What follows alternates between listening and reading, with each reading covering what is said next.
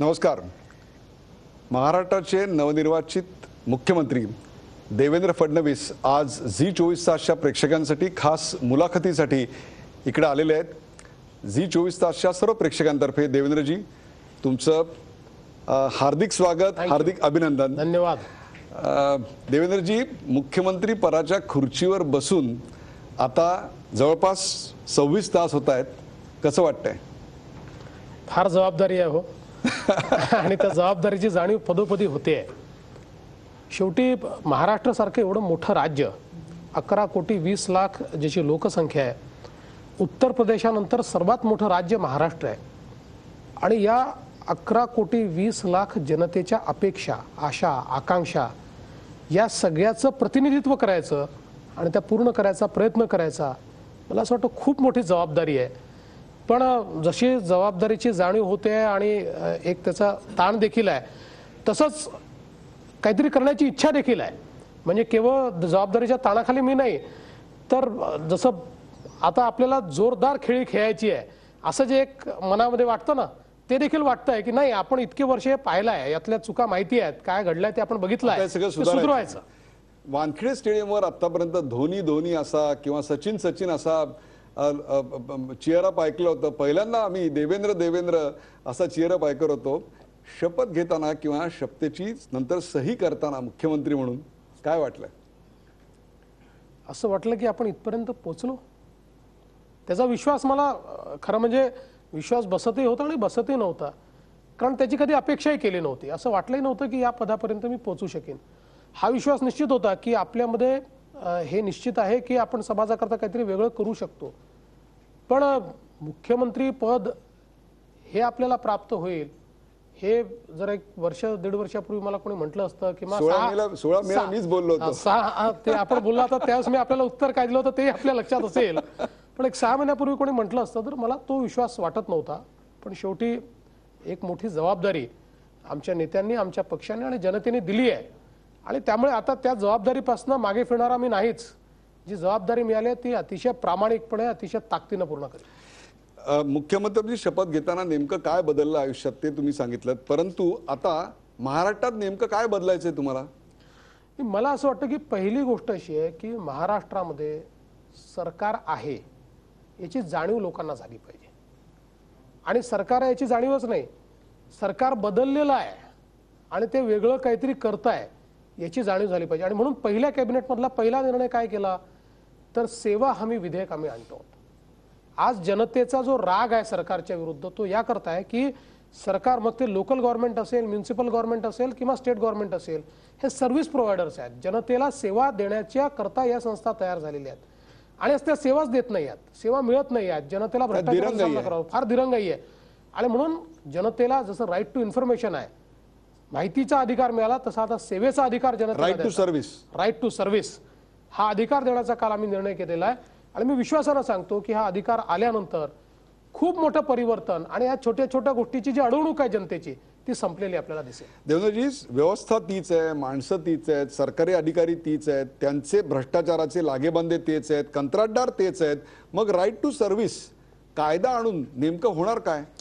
आज एखादा व्यक्ती चक्रा मारायला लावतो, पैशाची मागणी करतो, त्याचं कारण काय आहे? अकाउंटेबिलिटीच नाही आहे. क्या बात आहे. मी एखाद्या अधिकाऱ्याकडे गेलो आणि त्याला सांगितलं की माझं काम कर आणि त्यांनी सांगितलं परवा आहे, निर्वा आहे, 10 दिवसांनी आहे, 15. माझ्याकडे कुठलाही कायदेशीर अधिकार नाही. There is no legal recourse. आणि त्यामुळे मला चक्रा मारण्याच्या व्यतिरिक्त काही, शेवटी एक तर चक्रा मारायच्या किंवा दलाल शोधायचा, मध्यस्थ शोधायचा, पैसा द्यायचा आणि काम करून घ्यायचं. पण ज्या क्षणी कायद्याने आम्ही अधिकार देऊ आणि ते अधिकार असे असतील की प्रत्येक विभागाला ते कोणत्या सेवा पुरवतात हे सांगावं लागेल, त्या सेवांचा पुरवण्याचा कालावधी किती ॲप्लिकेशन केल्यापासून आणि ते करण्याकरता कुठल्या कुठल्या कागदपत्राची पूर्तता केली पाहिजे हे सगळं सांगावं लागेल. आणि ज्या प्रकारे माहिती मागितली आणि ती मिळाली नाही की अपिलेट अथॉरिटीकडे जाता येतं आणि ती अपिलेट अथॉरिटी अनेक वेळा शास्ती करते, दंड करते, अनेकांना तर नोकरी देखील जाण्याची, गमावण्याची वेळ त्यांच्यावर येते. त्यामुळे अकाउंटेबिलिटी आल्याबरोबर आमचं प्रशासन अतिशय वेगानं काम करतं, लोकांना माहिती मिळते, तशीच लोकांना सेवा मिळेल. सुरुवातीला काही काळ त्याचा प्रतिवाद करण्याचा प्रयत्न करतील, पण फार काळ करता येणार नाही. ज्यावेळेस 4-5 लोकांवर कारवाई होणं सुरू होईल त्यावेळी निश्चितपणे सेवा देण्याची जी काही जबाबदारी आहे ती जबाबदारी लोक पूर्ण करतील. देवेंद्रजी, आता तुम्ही कारवाईबद्दल बोललात म्हणून मी म्हणतोय या प्रश्नाचा रोख निवडणुकीच्या प्रचाराच्या काळात आम्ही कारवाई करू, निर्णयाची जे काही निर्णय घेतले त्यांचे आपण फेर तपासणी करू किंवा जेलमध्ये टाकू अशी विधानं केलेली होती, म्हणून मी हा प्रश्न विचारतोय असं नाही. परंतु दोषींवर कारवाई झाली पाहिजे, भ्रष्टाचाऱ्यांवर कारवाई झाली पाहिजे असं सक्त प्रशासन याचा आग्रह आपण माजी मंत्र्यांवरही धराल? 100% आम्ही धरू. याचं कारण मी सांगतो की माझ्यापुढे व्यक्ती नाही आहे, माझ्यापुढे व्यवस्था आहे. आणि व्यक्ती एखादा सुटला आणि एखादा पकडला गेला यातनं नुकसान तर होतंच, पण त्याहीपेक्षा मोठं नुकसान होतं ज्यावेळेस व्यवस्थाच अशी तयार होते की ज्या व्यवस्थेत लोक काही केलं तरी चालतं अशा मानसिकतेत जातात आणि मग त्यातनं एक नाही अनेक लोक तसंच वागायला लागतात. आणि म्हणून माझ्या डोक्यातला प्रश्न आहे व्यवस्था परिवर्तनाचा. शेवटी भ्रष्टाचारावर कारवाई करायची म्हणजे नेमकं काय करायचं, तर आज अडते काय याचा जर अभ्यास केला तर आपल्या लक्षात येईल. इतक्या ठिकाणी परवानग्या मागाव्या लागतात, क्रिमिनल जस्टिस सिस्टीममध्ये इतके प्रॉब्लेम्स आहेत. आणि त्यामुळे एखादा व्यक्ती भ्रष्टाचार केल्यानंतर देखील 100 कोटी रुपयाचा घोटाळा केल्यानंतर तो असं म्हणतो की 100 कोटी रुपयाचा घोटाळा केल्याने काय माझं वाकडं होत आहे, 4 दिवस जेलमध्ये राहतो, त्यानंतर माझी बेल होते, जन्मभर मग काहीच होत नाही मला, निवडणूक सुद्धा लढवू आणि मला निवडणूक लढवतात आणि त्या 100 कोटीत तर म्हणजे एकाचं वाक्य सांगतो. एक जुना आमदार एकदा तो मला भेटला आणि तो एका घोटाळ्यात होता. तो म्हणाला 100 कोटी रुपयात तर महाराष्ट्राचा मुख्यमंत्री बनता येईल मला, ही भावना. म्हणून मला असं वाटतं की पॉलिसी फ्रेमवर्क अगेन्स्ट करप्शन हे महत्त्वाचं आहे. लोकायुक्ताच्या कायद्यात बदल झाला पाहिजे. वेगवेगळ्या परवानग्या ज्या घ्याव्या लागतात त्या परवानग्या आवश्यक आहेत का, नसेल आवश्यक त्या काढून टाकल्या पाहिजे जर आवश्यक असतील. कारण शेवटी लोकसेवकाला केवळ राजकीय व्यक्ती नाही आहे, लोकसेवकामध्ये अधिकारी देखील आहेत. आणि अधिकारी जे बोनाफाईड काम करतात त्यांना उगीच त्रासाला समोर जावं लागणं तर ते काम करणं बंद करतील. आणि म्हणून त्यांना संरक्षण मिळालं पाहिजे, पण जे काय असेल ते कालबद्ध असलं पाहिजे. अशा प्रकारचे सिरीज ऑफ निर्णय आम्ही करू, जे निर्णय जुन्यांनाही लागू राहतील, नवीनांनाही लागू राहतील. आणि त्या निर्णयातनं जे चुकलेले आहेत त्यांच्यावर निश्चितपणे कारवाई होईल. त्यांच्या विरुद्ध ज्या केसेस कोर्टामध्ये आहेत त्यात सरकारची भूमिका अधिक सक्त होत जाईल आणि त्यांच्यावर कारवाई होण्याच्या दृष्टिकोनातनं त्यांच्यावर कायदेशीर केसेस ज्या आत्ता स्टेटला आहेत त्याच्यात कुठलंही कॉम्प्रोमाइज हे सरकार करणार नाही, बेहत्तर कुठली किंमत मोजावी लागली तरी. कायद्याशी कॉम्प्रोमाइज करण्याचा प्रश्नच उठत नाही. जी जी कायदेशीर कारवाई आवश्यक आहे ती प्रत्येक कायदेशीर कारवाई प्रत्येक प्रकरणामध्ये काँग्रेस राष्ट्रवादीच नाही कोणीही असो त्याच्या संदर्भात तोच न्याय आमचा राहील आणि कारवाई ही होईलच. मी एक गोष्ट आपल्याला सांगतो की आमचं सरकार कसं चालेल, तर मी माननीय पंतप्रधान साहेबांना भेटायला गेलो आणि मोदीजींनी मला एक गोष्ट सांगितली. ते असं म्हणाले, सरकार बचाने के लिए सरकार मत चलाओ. वाह. ते असं म्हणाले, अगर जनता के लिए सरकार चलाओगे तो जनता तुम्हारी सरकार बचाएगी, गई तो वापस आएगी. मला असं वाटतं की मला लाईन मिळाली आहे, त्याच लाईनवर मी काम करतो. सरकार बचाने के लिए सरकार मत चलाओ हे अतिशय योग्य सल्ला आहे, परंतु सरकार तो बचाना ही पडेगा. 11 तारखेच्या नंतर जेव्हा विश्वासदर्शक ठराव येईल त्यावेळेला नेमका कोणाचा सपोर्ट, अगदी थेट प्रश्न विचारतो, शिवसेनेबरोबरची चर्चा कुठपर्यंत आहे? उपमुख्यमंत्री पदावर घोडा आडलाय, 10, 11, 12 अशा आकड्यांवर मंत्रिपद आडले आहेत. नेमका आता शिवसेनेशी चर्चा कुठपर्यंत पोहोचली आहे? आज मी आपल्याला एवढंच सांगू शकतो, अतिशय सकारात्मक चर्चा सुरू आहे. काल उद्धवजी येऊन गेले, आपण बघितलं. याचाच इंडिकेशन हे आहे की उद्धवजींची जी उपस्थिती होती ही चर्चा सकारात्मक असल्याचं एक प्रकारे म्हणजे त्यातनं संकेत मिळत आहेत.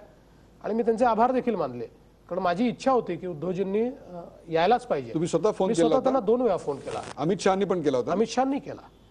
अमित शहा त्यांच्याशी बोलले आणि आम्ही त्यांना ही विनंती केली की अहो आपण मित्र आहोत, आपल्याला पुढे जायचं आहे, एकत्रित पुढे जायचं आहे, त्यामुळे तुम्ही आलं पाहिजे. आणि त्यांनी देखील ते आले, मनाचा मोठेपणा आहे, ते आले, आम्हाला आनंद आहे या गोष्टीचा. हे सकारात्मक आहे. मला असं वाटतं की काही दिवसात क्लोज होईल. बरोबर. या सकारात्मकतेचं एक प्रतीक असं असू शकतं का की महाराष्ट्राला पुन्हा एकदा एक उपमुख्यमंत्री असणार? बघा, या सगळ्या गोष्टी ज्या काही आहेत, उपमुख्यमंत्री असेल की नसेल किंवा या सगळ्या गोष्टी हा चर्चेचा आहे, तपशिलाचा भाग आहे. त्या चर्चा आमच्या चाललेल्या आहेत. चर्चेतनं काय निर्णय होतील, शेवटी आज आम्ही असा निर्णय केला की या चर्चा राज्य पातळीवर करायच्याच नाहीत. आणि त्यामुळे चर्चा आमच्या केंद्रीय पातळीवर चाललेल्या आहेत. आजही चर्चा, खाली चर्चा झाली, चर्चा चाललेल्या आहेत. जे काही उचित आहे त्याचा निर्णय होईल. मंत्रिमंडळाचा विस्तार साधारणतः कधी होईल आणि आता ज्या मंत्र्यांना आपण शपथ दिलेली आहे त्यांच्यामधलं खाते वाटप करताना काही अडचणी आल्या आहेत? अडचणी बिलकुलच नाही. खरं सांगू, तुम्ही हसाल, पण तुमच्या कार्यक्रमामुळे मला खाते वाटपाला उशीर होतोय. आज मला खाते वाटप करायचं आहे आणि मी आता तुमच्या कार्यक्रमानंतर एक तास दीड तासात काही अजून माझे थोडेसे कार्यक्रम आहेत ते करून मी आजच खाते वाटप करणार आहे. पण त्या संदर्भात कोणाचा हट्ट, कोणाचा राग, कोणाचा लोभ, कोणाचं काही? आम्ही सगळे जे निवडून आलो आहोत ना, हे एका वेगळ्या परिस्थितीमध्ये लोकांच्या अपेक्षा घेऊन निवडून आलो आहे. माझ्या सहकाऱ्यांची ज्यावेळेस मी चर्चा केली खात्यांच्या संदर्भात, मी त्यापैकी मला असं वाटत होतं, अनेक वेळा असं असतं की काही खात्यांना ग्लॅमर असतं, त्यामुळे मला असं वाटत होतं की सगळे ग्लॅमरचे खाते मागतील. पण ज्यावेळेस चर्चा केली त्यावेळेस प्रत्येकाने सांगितलं की तुम्हाला जे योग्य वाटतंय, तुम्हाला जे वाटतं की हा आपला एरिया आहे की ज्या एरियामध्ये आपल्याला काम करण्याची आवश्यकता आहे, आम्हाला तुम्ही द्या ते खातं, आम्ही करू. पॉईंट वाईट आहे. कारण मुख्यमंत्री म्हणून आपल्याकडे कुठली खाती असावीत असं आपल्याला वाटतं? बघा, या संदर्भात शेवटी आज मुख्यमंत्री म्हणून अजून मी त्याचं वाटप केलेलं नाही आहे. पण आपल्याला माहिती आहे माझा जो इंटरेस्ट आहे तो सगळ्याच इश्यूजमध्ये आहे. माझा इंटरेस्ट फायनान्समध्ये आहे, माझा इंटरेस्ट अजून GAD मध्ये माझा इंटरेस्ट आहे, अनेक गोष्टींमध्ये माझा इंटरेस्ट आहे. पण तरी मी सगळी खाती ठेवीन असं नाही आहे. शेवटी एक टीम म्हणून आम्हाला काम करायचं आहे. त्यामुळे ते टीम म्हणून आणि मुख्यमंत्री जो असतो तो तसा सगळ्या खात्यांचा एक प्रकारे प्रमुख असतोच. त्या खात्याचे मंत्री प्रमुख असतात तरी ते कन्सल्ट करत असतात. आम्ही एकत्रित निर्णय घेत असतो आणि सामूहिक जबाबदारीने निर्णय करतो. त्यामुळे मला आवडणारी खाती, मला शिक्षण खातं आवडतं, मला मानव संसाधन विकास हा माझा आवडता विषय आहे, ही माझी आवडती खाती आहे. नगरविकास? नगरविकास हे मला आवडतं, चांगलं खातं आहे नगरविकास. निश्चितपणे शेवटी आज महाराष्ट्राचं शहरीकरण मोठ्या प्रमाणात झालं आहे, त्यामुळे ते देखील शेतीचं खातं अत्यंत महत्त्वाचं आहे. म्हणजे आज त्या खात्यातनं महाराष्ट्र आपण बदलू शकतो. अशी सगळी खाती महत्त्वाची आहेत. त्यातली आमच्या सहकाऱ्यांना दिल्यानंतर काही खाती सुरुवातीला तर जास्ती खाती माझ्याकडे राहतील, कारण आज माझ्यासोबत आमचे 10 सहकारी त्यातले 2 राज्यमंत्री आहेत. त्याच्यामुळे पलीकडच्या काळात अजून खाते वाटप नंतरचा विस्तार कधी एक्सपेक्ट करता येईल आपल्याला? कधी? मला असं वाटतं की विश्वासमतानंतर होईल. विश्वासमतानंतर होईल. विश्वासमतानंतर मंत्रिमंडळाचा विस्तार तर होईल, शिवसेना ऑन बोर्ड येईल, त्याच्याविषयी काही आता शंका राहिलेली नाही. परंतु महाराष्ट्रासमोर आव्हानांचा फार मोठा डोंगर आहे. काल आम्ही एक कार्यक्रम केला, त्याच्यात आव्हानांचा ऐरावत असं त्याला नाव दिलं होतं. देवेंद्र फडणवीस महाराष्ट्राला परिचित झाले ते बजेटवरच्या, अर्थसंकल्पावरच्या अत्यंत अभ्यासू भाषणातून. 3 लाख कोटीच्या कर्जावरून संपूर्ण महाराष्ट्रभर भाषण देणारे देवेंद्र फडणवीस पहिल्याच ह्याच्यात सांगतात की आम्हाला 52,000 कोटीचं कर्ज घ्यावं लागेल जर आम्हाला प्रकल्प पुरे करायचे असतील तर. काय सांगाल? मी हे सांगितलं, जुन्या सरकारनं शेवटच्या काळात ज्या घोषणा केल्या आहेत त्या घोषणा जशाच्या तशा जर पूर्ण करायच्या असतील तर 52,000 कोटी रुपये घ्यावे लागतील. प्रकल्पांकरता नाही. मला प्रकल्पांकरता 52,000 कोटी घ्यावे लागले, मी मागे पुढे पाहणारच नाही. प्रकल्प पूर्ण केलेच पाहिजे, त्याकरता कर्ज काढून केले पाहिजे, कारण त्यातनं परतावा येतो. मुळात माझा आक्षेप कर्ज काढण्याला कधीच नव्हता. माझा आक्षेप कर्ज काढून खर्च कशावर करताय याच्यावर माझा आक्षेप आहे. गुंतवणूक जी असते त्यातनं परतावा आला पाहिजे. अन्यथा आपल्याला माहिती आहे की इकॉनॉमिक्समध्ये आपण सगळे पाहतो की शेवटी अर्थव्यवस्थेला चालना मिळाली, गुंतवणूक योग्य झाली तर त्यातनं कराच्या रूपानं परतावा मिळतो. पण ती जर वॉश्ड आउट ॲसेट्सवर गुंतवणूक होते आहे ज्यातनं काही मिळणार नाही. शेवटी तुम्ही एवढे श्रीमंत तर नाही आहात ना की वाटत फिराल. आज ज्यावेळेस सगळं प्रेझेंटेशन मी बघत होतो आणि एक साधारण अंदाज घेत होतो त्यावेळेस लक्षात आलं की सरकारने शेवटच्या काळात ज्या प्रकारचं अर्थकारण केलं आहे ते अर्थकारण एवढं राज्याकरता अहितकारी आहे की सगळंच्या सगळं जसं तसं जर ते केलं तर अभूतपूर्व असं महाराष्ट्राचं यावेळेस महसुली तूट 26,000 कोटीपर्यंत जाऊ शकते. महाराष्ट्राच्या इतिहासामधली अशी कधी नव्हती, कधीच नाही. म्हणजे सगळ्यात मोठी महसुली तूट आपण तिप्पट ही जास्त येईल मला असं वाटतं. माझा अंदाज मागच्या निवडणुकीत असेच हे वागले होते, तेव्हा देखील 9,000 कोटी होते. तर 26,000 कोटी की प्रचंड महसुली तूट जर राहिली तर महाराष्ट्र तर अक्षरशः दिवाळखोरीत जाईल अशी परिस्थिती येईल. पण ही परिस्थिती आम्ही येऊ देणार नाही.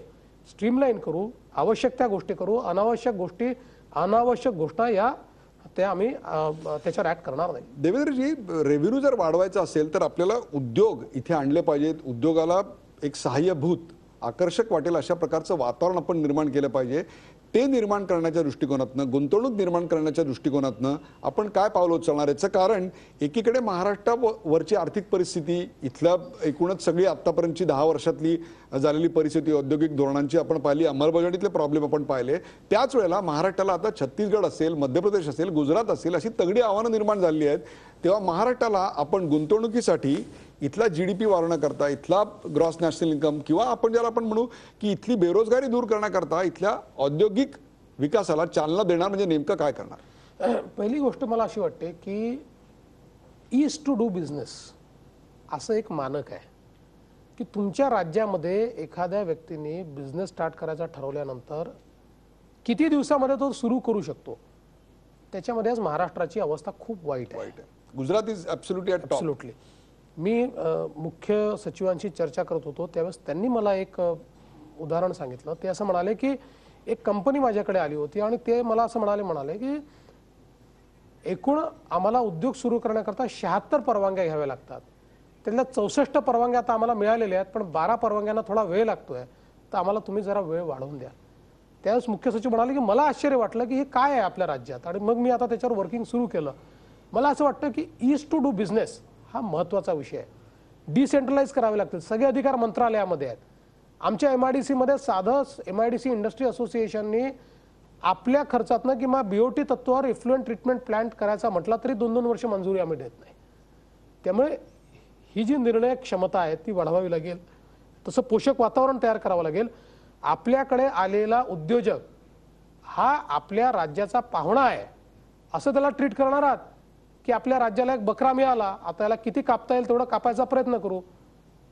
ही मानसिकता जोपर्यंत बदलत नाही ती आम्ही निश्चितपणे बदलू. आणि त्यातनं ज्या प्रकारे केंद्र सरकारने प्रयत्न केला आहे की सगळ्या विभागांना एका प्लॅटफॉर्मवर आणायचं, तशा प्रकारे ह्या ज्या सगळ्या मान्यता आहेत त्यांना एका सिंगल प्लॅटफॉर्मवर आणून आणि त्यातनं फायदा असा होईल की जो विभाग उशीर करेल प्लॅटफॉर्म असल्यामुळे एका मिनिटात लक्षात येईल की कोणत्या विभागामुळे ही अडचण झाली आहे, त्यात सुधारणा करता येईल आणि निश्चित वेळेत त्यांना तशा प्रकारे बिझनेस सुरू करता येईल. आणि त्यासोबत एक मोठा प्रश्न आहे इलेक्ट्रिसिटीचा. आज आमच्या इथे इलेक्ट्रिसिटीचे रेट खूप जास्ती आहेत आणि ते बिझनेसला परवडणारे नाही आहेत. अगदी माझ्याकडे काही क्विक फिक्स सोल्युशन नाही आहे, पण आज त्याच्यावर देखील 2 तास आम्ही घालवले आणि काही शक्यता अशक्यतांचा विचार करून जनरेशनची कॉस्ट कशी कमी करता येईल, डिस्ट्रीब्युशन लॉसेस कसे कमी करता येतील, ओव्हरहेड्स कसे कमी करता येतील, कॉस्ट रॅशनलायझेशन कसं करता येईल हे देखील आम्ही करण्याचा प्रयत्न करू. आत्ता हिवाळा आहे देवेंद्रजी, 2-3 महिन्यामध्ये हिवाळा संपेल आणि उन्हाळा चालू होईल. मराठवाड्याच्याच एकाच भागाचा आपण बोलू वेळेअभावी. हिंगोली असेल, जालना असेल, परभणी असेल, लातूर असेल, या ठिकाणी ॲव्हरेज 25 ते 50% एवढाच पाऊस झालेला आहे. या ठिकाणी उन्हाळ्याचं आव्हान आपण कसं पेलणार? पिण्याचं पाणी असेल, शेतीचं पाणी असेल, गुराढोरांना पाणी असेल, याच्याकरता पुन्हा तेच चारा छावण्या उभ्या राहणार, पुन्हा तेच टँकर लॉब्या येणार, पुन्हा तेच आम्ही स्टोऱ्या दाखवत राहणार. हे तुम्ही बदलणार का यावर्षी? हे बदलायचा आमचा प्रयत्न निश्चित असणार आहे. काही मूलभूत गोष्टी केल्या पाहिजेत. आपण आज शेतीच्या संदर्भात लाखो कोटी रुपये कर्जाच्या रूपानं त्यांना देतो शेतकऱ्यांना, पण त्याचा 1% पैसा देखील आपण इन्फ्रास्ट्रक्चरवर खर्च करत नाही. 1% पैसा आपण त्यातला शेतीतल्या सुधारणांवर खर्च करत नाही. नवीन तंत्रज्ञान आलं पाहिजे याच्यावर खर्च करत नाही. मला असं वाटतं त्याकडे लक्ष द्यावं लागेल. पण त्याहीपेक्षा महत्त्वाचं जे आपण बोललात, जलसंधारणाचं जे काम असेल, प्रत्येक पडणाऱ्या पावसाचा थेंब हा जमिनीत कसा जाईल या संदर्भातल्या योजना असतील. म्हणजे केवळ मोठे धरणं बांधायचे, मोठे धरणं आवश्यक आहेत पण तेच बांधायचे आणि बाकी सगळ्या पाणलोटाचा विचार करायचा नाही, जलसंधारणाचा विचार करायचा नाही. तो मूलभूत विचार हा आम्ही यापुढे करणार आहोत आणि त्याच्यावर आम्ही ॲक्ट करणार आहोत. तुमच्या जाहीरनाम्याबद्दल घोषणापत्र जे होतं त्याच्यामध्ये ठिबक सिंचनाला प्राधान्य देण्यात येईल आणि त्याला सबसिडी देण्यात येईल अशा प्रकारची घोषणा केली होती. किंवा अनेक घोषणा त्याच्या संदर्भात जलसंधारणाच्या संदर्भात होत्या. डू स्टँड बाय घोषणापत्रामध्ये प्रिंटिंग मिस्टेक वगैरे असे नंतर गोष्टी होणार नाहीत ना? कुठलीही प्रिंटिंग मिस्टेक नाही. I stand by that. आमचं ब्रीदवाक्यच आहे की मोर क्रॉप पर ड्रॉप. पाण्याच्या प्रत्येक थेंबातनं प्रॉडक्टिव्हिटी वाढली पाहिजे, जास्त क्रॉप आला पाहिजे. याकरता पाण्याचं नियोजन आणि जिथे जिथे सूक्ष्म सिंचन सुरू झालेलं आहे तिथे तिथे त्याचे रिझल्ट्स अतिशय चांगले आहेत. आज महाराष्ट्रामध्ये आपण 16 लाख हेक्टरपर्यंत केवळ पोहोचलेलो आहोत सूक्ष्म सिंचनापर्यंत. ते हळूहळू करत 50 लाख हेक्टरपर्यंत कसं जाता येईल याचा विचार आपल्याला करावा लागेल. दुसरा एक प्रश्न आहे तो म्हणजे टोलचा. महाराष्ट्रात टोलवरून अनेक आंदोलनं झाली, काही ठिकाणी टोल बंद झाले. महाराष्ट्र नवनिर्माण सेनेने याच्याबद्दल खूप आंदोलनं केली होती. टोल बद्दल या सरकारचं नेमकं धोरण काय असणार आहे? टोलच्या संदर्भामध्ये काही ठोस पावलं कालबद्ध आपण आता सांगू शकाल की हो हे इतक्या दिवसात होईल? पहिली गोष्ट अशी आहे की एंटायर टोल बंद करायचा असेल तर काय केलं पाहिजे याचा अभ्यास मी केला आहे आणि त्या संदर्भातलं एक पॉलिसी देखील मी तयार केलेली आहे. पण ही केलेली असताना एक साधारणपणे ज्यावेळेस मी जगाचा अभ्यास केला, काही एक्सपर्ट्सशी बोललो, काही लोकांची चर्चा केली, त्यावेळेस त्यातल्या अनेक लोकांचं म्हणणं असं मला लक्षात आलं. ते असं म्हणाले की तुम्ही हे तर करून घ्याल आणि तुम्ही जे अल्टरनेटिव्ह तयार केले ते देखील वर्केबल होतील, पण महाराष्ट्रासारख्या राज्यामध्ये किंवा भारतासारख्या देशामध्ये तुम्हाला इन्क्रिमेंटल ग्रोथ करायची आहे आणि इन्क्रिमेंटल ग्रोथ करता तुम्हाला आज तरी टोलपेक्षा वेगळा पर्याय उपलब्ध नाही आहे. इतर जे पर्याय आहेत त्याच्या काही मर्यादा आहेत, त्यामुळे जगाने स्वीकारल्या. आणि मग त्यांनी मला 2 गोष्टी सांगितल्या त्या मला महत्त्वाच्या वाटतात.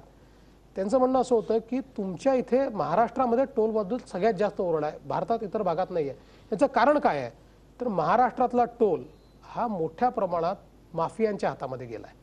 मग त्यांनीच एस्टिमेट तयार करायचे, त्यांनीच ट्रॅफिक सेन्सस तयार करायचं, त्यांनीच बीड डॉक्युमेंट तयार करायचं, त्यांनीच बीड करायचं, त्यांनीच टोल लावायचे आणि त्यांनीच त्याच्यानंतर वर्ष वाढवत जायचे आणि तो टोल कधी संपवायचाच नाही. ट्रान्सपरंटली जर टोल लावले तर टोलचा दर देखील कमी राहील आणि एवढ्या टोलची आवश्यकता देखील पडणार नाही. आणि म्हणून याच्या संदर्भात सुरुवातीला तर आम्ही असा अप्रोच ठेवू की जे अन्यायकारक टोल आहेत ते टोल बंद केले पाहिजेत. अनावश्यक टोल आहेत, काही टाइम फ्रेम असेल त्याची टाइम फ्रेम आम्ही लवकरच घोषित करू, कारण त्याचा अजून डिटेल अभ्यास आम्ही केलेला नाहीये, तो आता करणं चाललं आहे आमचं. कारण मागच्या सरकारने घोषित केलं की आम्ही काही 40 टोल बंद करतो, पण नंतर असं लक्षात आलं आहे की त्याचे जे काही त्यांनी ॲग्रीमेंट्स केलेले आहेत त्या ॲग्रीमेंट्समधले अनेक क्लॉज असे आहेत की ज्यातनं फोरक्लोजर करत असताना तो जो कंत्राटदार आहे त्याच्या फायद्याचे आहेत. त्याच्या व्यतिरिक्तही जे अन्यायकारक टोल आहेत ते बंद करू आणि ओव्हरऑल टोल पॉलिसीच्या संदर्भात नेमकं काय केलं पाहिजे या संदर्भात लोकांसमोर आम्ही लवकरच जाऊ.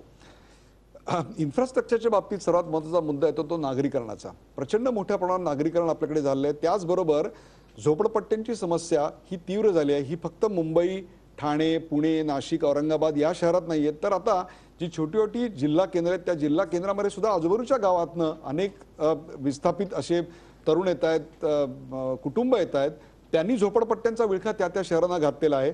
संपूर्ण राज्याला आणि विशेषतः मुंबई, ठाणे, पुणे, नाशिक यांच्याकरता काही अफोर्डेबल हाऊसिंग परवडतील अशा घरांच्या संदर्भात आपण काही कालबद्ध योजना आज काही सुतोवाच करतायत असं?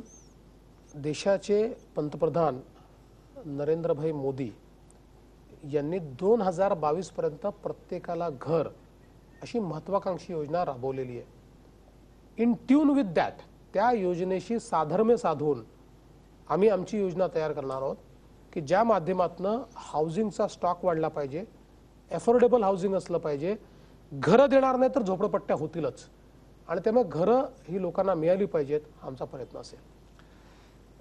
निवडणुकीच्या काळातला आणखीन एक महत्त्वाचा मुद्दा होता तो म्हणजे आरक्षणाचा. एकीकडे मराठा आरक्षण आहे तर दुसरीकडे धनगर आरक्षणावरून महाराष्ट्रामध्ये निवडणुकीच्या तोंडावर रान पेटलेलं होतं.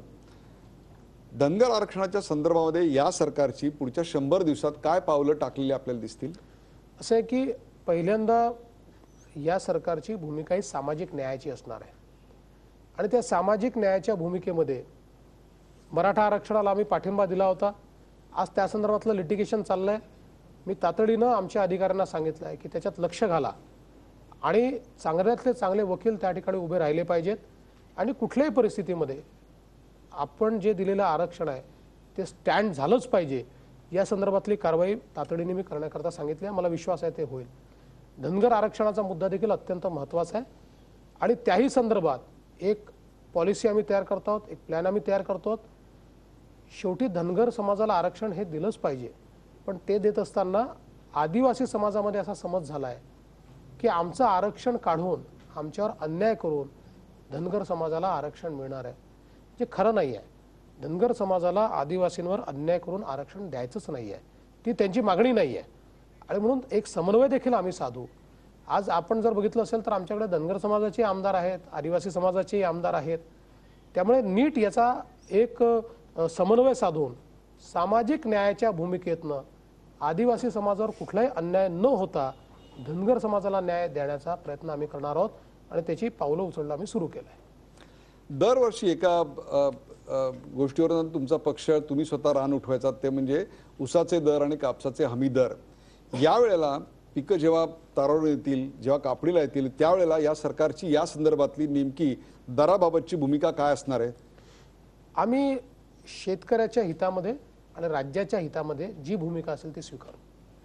पण या संदर्भात अनेक सहकारी साखर कारखान्यांचे हितसंबंध असतात, त्यांच्या लॉब्या असतात, त्यांचे दबाव गट असतात. काही त्यातले आमदार आपल्याकडूनही निवडून आलेले आहेत, त्यांचेही दबाव गट असतील. अशा वेळी तुम्ही काय करणार?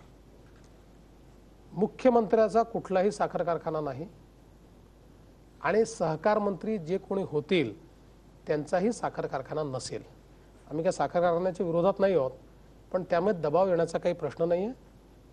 सहकार जगला पाहिजे, कारखाने जगले पाहिजे, पण शेतकऱ्याचं अहित होता कामा नये अशीच भूमिका राज्याला स्वीकारावी लागेल.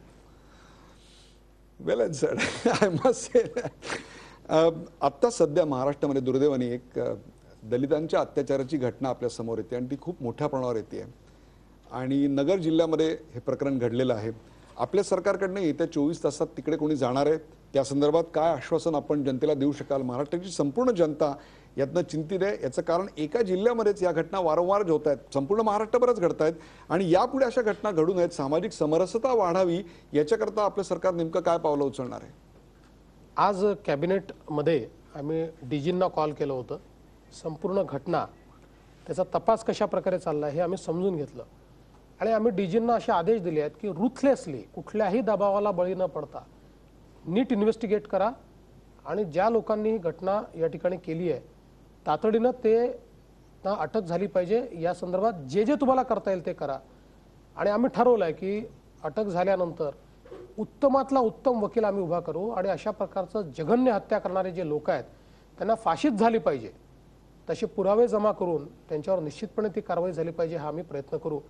उद्या पंकजा मुंडे आणि दिलीप कांबळे हे जे आमचे 2 मंत्रिमंडळातले सहकारी आहेत हे त्या ठिकाणी जात आहेत, त्या ठिकाणी भेट देत आहेत. मधल्या काळामध्ये बबनराव पाचपुतेंना मी पाठवलं होतं, तिथनं फोनवर मी त्यांच्या कुटुंबियांची स्वतः चर्चा केली होती, पण तेव्हा मी चार्ज घेतलेला नव्हता, त्यामुळे ऑफिशियली मला त्यावेळेस काही बोलणं हे योग्य नव्हतं. मात्र त्यांना काही मदतीची घोषणा देखील त्या ठिकाणी आम्ही केलेली आहे. मुळामध्ये अशा प्रकारच्या घटनांना 0 टॉलरन्स ठेवायचा असं आमचं सरकारचं धोरण असेल. दलितांच्या अत्याचारांवरच्या अनेक केसेस आता पेंडिंग आहेत, त्या संदर्भामध्ये फास्ट ट्रॅक त्या चालाव्यात. दलितांना आश्वासन वाटेल की आपण या मुख्य समाजाचे भाग आहोत, म्हणून या राज्याचे नवनियोजित मुख्यमंत्री काय त्यांना सांगू इच्छितात?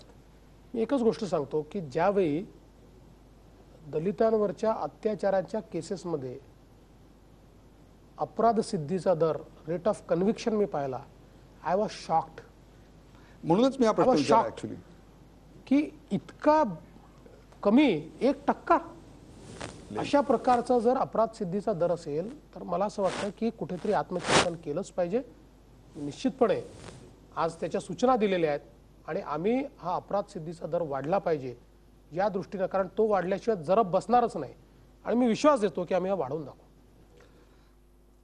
तुम्ही विदर्भाच्या आहात म्हणून हा मी प्रश्न विचारतोय असं समजू नका, परंतु देवेंद्र फडणवीस म्हटल्यानंतर स्वतंत्र विदर्भ हा जरी प्रश्न आज मला विचारायचा नसला तरी विदर्भाच्या अनुशेषावर निश्चित मला प्रश्न विचारायचा आहे.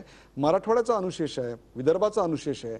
वर्षानुवर्ष काँग्रेसच्या राज्यामध्ये आपण पाहिलं, यवतमाळ असेल, गडचिरोली असेल, असे अनेक भाग हे वर्षानुवर्ष आम्ही पाहिले की ते मागास मागास म्हणूनच आहेत. 5 वर्षानंतर कुठे नेऊन ठेवला महाराष्ट्र माझा असं म्हणताना याची चित्र आमच्या डोळ्यासमोर आहेत का इथे विकास, वृद्धी, संपूर्ण महाराष्ट्राचं लक्ष त्याच्याकडे जाईल, इन्व्हेस्टमेंट तिकडे येईल, अशा संदर्भात आपण नेमकं काय करणार? मुळात विभागीय असमतोल दूर करण्याकरता सरकारनं केळकर समिती तयार केली, पण मला समजलं नाही काय कारण होतं. त्याचा अहवाल दडवूनच ठेवला, तो तिजोरीतच गेला. आता ती तिजोरी आम्ही उघडतो आहोत आणि निश्चित तो अहवाल बाहेर काढून त्याचं अध्ययन करून तो जनतेसमोर यावा अशा प्रकारचा आम्ही प्रयत्न करणार आहोत. विदर्भ असेल, मराठवाडा असेल, उत्तर महाराष्ट्र असेल, ज्या ज्या ठिकाणी विकासाचा बॅकलॉग आहे ते आमच्या अजेंड्यावर आहेच आणि आम्ही तो विकासाचा बॅकलॉग दूर झालाच पाहिजे याकरता संविधानाने जी जी पावलं उचलायला सांगितली आहेत ती 100% उचलू. या भागात इन्व्हेस्टमेंट गेलं पाहिजे, या भागात अधिक लोकांना रोजगार मिळाला पाहिजे, या भागाचा विकास झाला पाहिजे, हे आमच्या अजेंड्यावर असेल आणि त्या पद्धतीचा फ्रेमवर्क आम्ही तयार करू. या विधानसभेच्या निवडणुकीच्या प्रचाराच्या दरम्यान आणखीन एक मुद्दा चर्चेला आला होता, ज्याच्यावर खूप टीका झाली भारतीय जनता पक्षावर, आणि ती म्हणजे सागरी दहशतवादाविरोधातलं प्रशिक्षण केंद्र पालघरला ज्याच्याकरता नियोजित जागा होती ते हलवून द्वारकेला नेलं गेलं, किंवा RBIचे अनेक खाती ही दिल्लीला जात आहेत, त्याच्यामुळे मराठी माणसावर अन्याय होतोय, मुंबई तोडायचा डाव आहे. आज हे सरकार निसंशयपणे सांगू शकतं की अशा प्रकारचा कुठलाही आमचा हेतू नाही, किंवा असं जर काही घडत असेल तर त्याला तुमचं सरकार ठामपणे विरोध करेल. आमचं केंद्रातलं सरकार हे व्यक्तिनिरपेक्ष आहे आणि राज्यनिरपेक्ष देखील आहे. ते देशाचा विचार करतं. आणि मी तुम्हाला सांगतो, भविष्यात तुमच्या लक्षात येईल, अतिशय मजबूतीनं केंद्रातलं सरकार महाराष्ट्राच्या पाठीशी उभं आहे, हे चित्र आपल्याला पाहायला मिळेल. 1961 साली महाराष्ट्राचा मंगल कलश जेव्हा यशवंतराव घेऊन आले तेव्हा असं लिहिलं गेलं की हे राज्य मराठ्यांचे का कोणाचे. त्यावेळेला यशवंतरावांनी स्पष्टपणे सांगितलं हे राष्ट्र मराठी माणसाचे असेल. देवेंद्र फडणवीस जेव्हा आता हा मंगल कलश त्यांच्या हातात येतोय त्यावेळेला ते काय सांगतायत महाराष्ट्राला, हे राज्य नेमके कोणाचे. 11,20,00,000 महाराष्ट्रातल्या नागरिकांचं हे राज्य आहे. त्यातल्या प्रत्येकाला न्याय देईल अशा प्रकारचं या राज्याची जबाबदारी आहे आणि ती जबाबदारी पूर्ण करण्याचं काम हे आम्हाला मिळालं आहे, ते आम्ही पूर्ण करू. काही वैयक्तिक प्रश्न आहेत. पहिल्यांदा आम्ही असं पाहिलं की मुख्यमंत्र्याची पत्नी नोकरी करते आहे आणि आपल्याला ट्रान्सफर मिळाली तर मी येईन मुंबईला, अशा प्रकारची विधानं हे कधी महाराष्ट्रानं पाहिलं नव्हतं. तुमच्याबरोबर तुमचं कुटुंब आता नागपुराहून मुंबईला येणार आहे, दिविजा इथल्या शाळेत ॲडमिशन घेणार आहे, Amrita is going to work in bank over here. मला असं वाटतं होईल. याचं कारण असं आहे, गेली 2 वर्ष त्यांची बँक तिला ही ऑफर देते आहे की वरच्या पोस्टवर आम्ही तुला म्हणजे प्रमोशनवर इकडे घे किंवा चांगल्या जागी तुला इथे घ्यायला तयार आहोत. तिने प्रमोशन घेतलं पण तिने मुंबई काही त्यावेळेस स्वीकारलं नाही. त्यामुळे जेव्हा तिचं प्रमोशन झालं त्यावेळेस तिला मुंबईमध्ये तुम्ही या असा आग्रह फार होता. त्यामुळे आता मला अपेक्षा आहे की तिने ट्रान्सफर मागितल्यानंतर निश्चित तिला ट्रान्सफर मिळेल. जेव्हा तिला ट्रान्सफर मिळेल त्यावेळेस निश्चितपणे आम्ही मुंबईमध्ये एकत्रित राहू. आता मला असं वाटतं देवेंद्र फडणवीस यांना प्रमोशन मिळाल्यानंतर त्यांनी असं प्रमोशन मुंबईचं घ्यायला काही हरकत नाही. निश्चित मला, कारण शेवटी त्यांचे जे वरिष्ठ आहेत त्यांच्याशी तिचंही बोलणं झालं आहे आणि ते सगळे सकारात्मक आहेत. त्यामुळे तिला ट्रान्सफर मिळेल आणि ती मुंबईला जॉब करेल आणि आम्ही एकत्रित राहू. एक शेवटचा प्रश्न आहे की मागे नागपुरामध्ये मॉडेल विधायक आहे असं वाजपेयी तुम्हाला पाहिल्यानंतर म्हणलेले होते. असा प्रसंग महाराष्ट्रावर किंवा तुमच्यावर येईल का की नरेंद्र मोदी तुम्हाला पाहिल्यानंतर अजून काही वर्षांनी म्हणतील मॉडेल मुख्यमंत्री आहे. बघा, प्रयत्न तर असाच असेल की जेवढा विश्वास नरेंद्रभाई मोदीजींनी किंवा आमच्या नेत्यांनी माझ्यावर टाकला आहे, आणि तो विश्वास व्यक्ती म्हणून नाही आहे, तो विश्वास महाराष्ट्र पुढे नेण्याकरता आहे, त्या विश्वासाला पात्र होण्याचा प्रयत्न निश्चितपणे मी करेन. महाराष्ट्राच्या जनतेच्या खूप अपेक्षा माझ्याकडनं आहेत, त्याची मला जाणीव आहे. त्याचं ओझं देखील थोडंसं वाटतं, थोडी भीती पण वाटते कधी कधी की, पण मनामध्ये एक गोष्ट निश्चित आहे, मी पॉझिटिव्ह माणूस आहे, मी निगेटिव्ह काम करू शकत नाही. माझ्यात एक कमतरता कुठली आहे जर तुम्ही विचारलं तर ती कमतरता म्हणू शकता किंवा ते चांगलं पण म्हणू शकता. मला ज्याला एक राजकीय धूर्तपणा म्हणतो तो मला येत नाही. त्या प्रचलित राजकारणामध्ये त्याचा मला फायदाच झालेला, मला नुकसान झालेलं नाही. की जो धूर्तपणाने मी कधी वागलो नाही, त्यातनं माझे पारस्परिक संबंध झाले आहेत. आणि म्हणून मला विश्वास आहे की काहीतरी वेगळेपण, मी असं म्हणत नाही की आय विल द बेस्ट, ते तर काळ ठरवेल, पण देवेंद्र फडणवीसचं काहीतरी वेगळेपण होतं, या राज्याला काहीतरी तो देऊन गेला आहे, एवढं मात्र मी करून जाईल. या राज्याला तो काहीतरी देऊन गेला आणि त्याहीपेक्षा सकारात्मक विचार करणारा हा मुख्यमंत्री असेल. देवेंद्रजी, आज 24 तास झालेले आहेत. मला खात्री आहे की महाराष्ट्राला खूप काही देऊन जाणारा मुख्यमंत्री अशा स्वरूपातलं आपलं काम महाराष्ट्रासाठी होवं. महाराष्ट्रातल्या अनेक जटिल समस्यांवर आपल्या हातून लवकरात लवकर समाधान होवं आणि एक चांगलं सुशासन आपल्या रूपानं महाराष्ट्राला मिळावं, याकरता तुम्हाला आणि तुमच्या सरकारला हार्दिक शुभेच्छा. थँक्यू. झी 24 तास रहा एक पाऊल पुढे.